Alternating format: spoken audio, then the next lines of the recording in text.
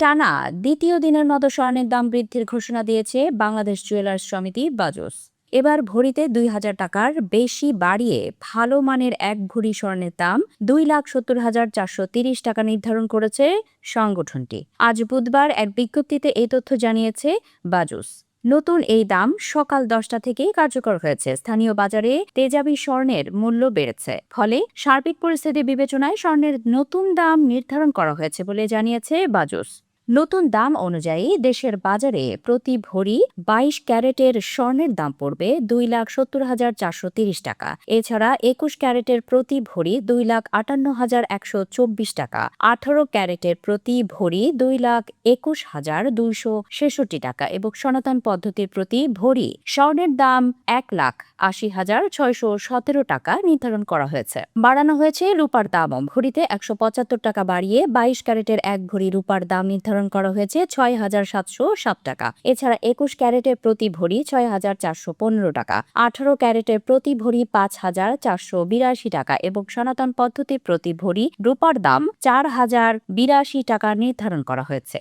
গতকালও দেশের বাজারে স্বর্ণের দাম বাড়িয়েছিল বাজুস। ওই দিন ভরিতে ৩,২৬৬ টাকা বাড়িয়ে ২২ ক্যারেটের এক ভরি স্বর্ণের দাম ২,৬৮,২১৪ টাকা নির্ধারণ করেছে সংগঠনটি। এছাড়া ২১ ক্যারেটের প্রতি ভরি ২,৫৬,০২৫ টাকা, ১৮ ক্যারেটের প্রতি ভরি ২,১৯,৪৫৮ টাকা এবং সনাতন পদ্ধতির প্রতি ভরি স্বর্ণের দাম ১,৭৯,১৫৯ টাকা নির্ধারণ করা হয়েছিল।